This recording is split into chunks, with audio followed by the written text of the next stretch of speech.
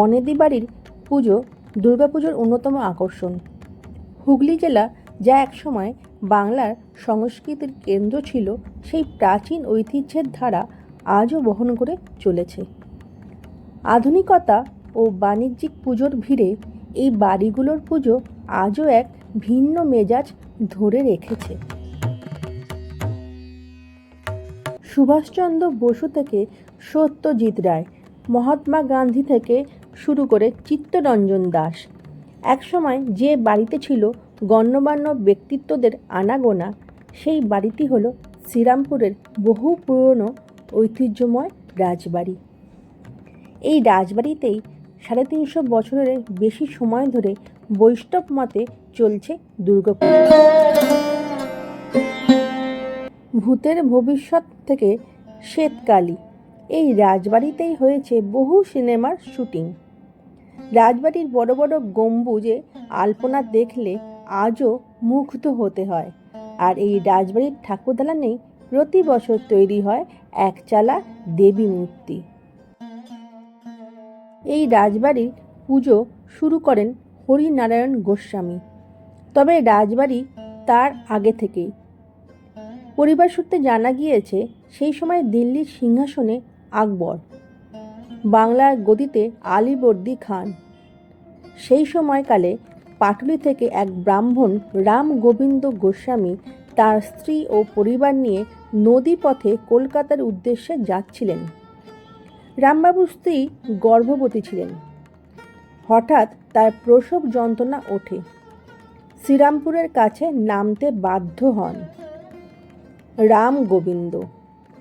নদী তীরবর্তী এলাকা খুব ভালো লেগে যায় তাঁর। সেই সময় শেওড়াফুলির রাজা ছিলেন মনোহর রায়। তাঁরই জমিদারির অধীনে ছিল শ্রীরামপুর। রাজা মনোহর রায় রামগোবিন্দ গোস্বামীকে শ্রীরামপুরে কিছু অংশ দিয়ে বসবাসের ব্যবস্থা করে দেন। সেই থেকেই শ্রীরামপুরের গোস্বামী রাজাদের পথ চলা শুরু হয়। রাজবাড়ির সামনের গঙ্গা নদী দিয়ে বহু জল বয়ে গিয়েছে। সেই বহর না থাকলেও পুজোর গরিমা এতটুকু ম্লান হয়নি। শ্রীরামপুরের অন্যান্য দুর্গা পুজোর মধ্যে আজও সগৌরবে মাথা উঁচু করে এই রাজবাড়ির পুজো হয়ে চলেছে। রথের দিন কাঠামো পুজো হয়, তারপর একচালার প্রতিমা গড়ার কাজ শুরু হয়ে যায়। মায়ের ডাকের সাজ আজও বর্ধমানের পূর্বস্থলী থেকে নিয়ে আসা হয়। আর অষ্টমীর সন্ধি পুজোয় এখনও পুরনো আমলের পিতলের 138টি প্রদীপ জ্বালানো হয়। এই পরিবারের প্রতিষ্ঠাতা রাম গোবিন্দ গোস্বামীর নাতি হরিনারায়ণ গোস্বামীর আমলেই শুরু হয় পুজো। পরে মূল বসতবাড়ির অনুকরণে প্রাসাদ সংলগ্ন ঠাকুর দালানে রঘুরাম চালু করেন জাঁকিয়ে দুর্গাপুজো। এই বাড়িতে যেহেতু বৈষ্ণব মতে পুজো হয়, তাই বলি প্রথা কোনোদিনই ছিল না, আজও নেই। রাজবাড়ির একটি প্রাচীন পুঁথি আছে, আর সেই পুঁথি মেনে শাস্ত্রমতে এখানে পুজো অনুষ্ঠিত হয়। পুজোর দিনগুলোতে আগে গান বাজনার আসর বসত। অতীতে পুজোর সময় অ্যান্টনি ফিরিঙ্গি থেকে ভোলা ময়রারা গান গেয়ে গিয়েছেন। প্রত্যেক দিন আসতেন বড় বড় ওস্তাদরা, গান গেয়ে গিয়েছেন। প্রত্যেক দিন আসতেন বড় বড় ওস্তাদরা।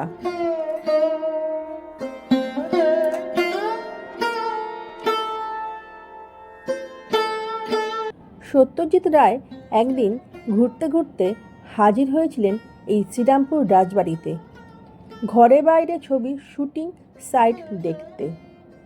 খবর ছড়াতেই উপচে পড়ল ভিড়, আর বেগতিক দেখে শুটিংয়ের পরিকল্পনা সেখানেই ইতি হয়। এই বাড়িতে বিভিন্ন সময় এসেছেন রূপালী জগতের বহু তারকা। উত্তম কুমার, সুপ্রিয়া দেবী, কে নেই সেই তালিকায়।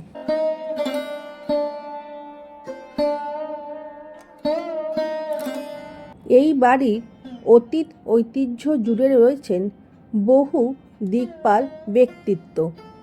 যার মধ্যে রামজয় গোস্বামী অন্যতম। জোড়াসাঁকোর দ্বারকানাথ ঠাকুরের সঙ্গে তিনি যৌথভাবে ইউনিয়ন ব্যাংক স্থাপন করেন, যদিও সে ব্যাংক পরে ফেল করে। এই বাড়ির আর এক সফল ব্যবসায়ী রঘুরাম গোস্বামীর লোকমুখে নাম হয় প্রিন্স অফ মার্চেন্ট। শোনা যায় যখন ডাচরা শ্রীরামপুর ছেড়ে চলে গেলেন তখন এই রঘুরাম পুরো শ্রীরামপুর কিনে নিতে চেয়েছিলেন, কিন্তু ইংরেজদের বাধা দানের কারণে তিনি তা পারেননি।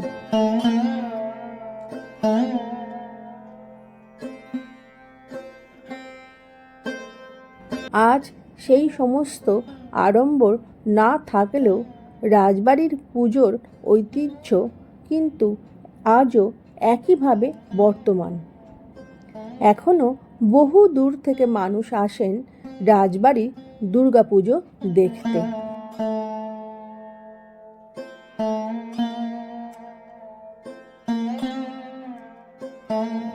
এই শ্রীরামপুর রাজবাড়ির মতন শ্রীরামপুরে আরও একটি বনেদি বাড়ি আছে। চলুন এবার আমি আপনাদের সেই বাড়ির পুজো ঘুরে দেখাই, আর তার সাথে জানাবো সেই বাড়ির দুর্গাপুজোর ইতিহাস।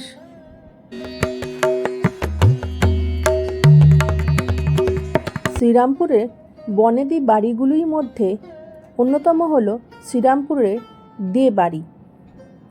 এই দে বাড়িতে প্রতি বছরই দুর্গাপুজো করা হয়। 1212 বঙ্গাব্দে নগেন্দ্রনাথ দে এবং পুলিন বিহারী দে এই পুজোটি শুরু করেন। শোনা যায় মা দুর্গা নগেন্দ্রনাথ দেকে স্বপ্নাদেশ দিয়েছিলেন এই পুজো করার জন্য, আর তারপরেই শুরু হয় এই পুজো। প্রায় 219 বছর ধরে চলে আসছে দুর্গা পুজোটি। এই পুজোর একটি বিশেষত্ব রয়েছে। দোল পূর্ণিমার দিন থেকে দশভুজা পূজিতা হন মহিষমর্দিনী রূপে। দোল পূর্ণিমার দিন মায়ের বোধনের পর পুজো শুরু হয়। দুর্গাপুজোর সমস্ত আচার অনুষ্ঠান মেনে 4 দিন ধরে পুজো চলতে থাকে। বহু দর্শনার্থীরা এই শ্রীরামপুরে দেবাড়ির পুজো দেখার জন্য ভিড় জমায়। আধুনিকতা ও বাণিজ্যিক পুজোর ভিড়ে এই বাড়িগুলোর পুজো আজও এক ভিন্ন মেজাজ ধরে রেখেছে।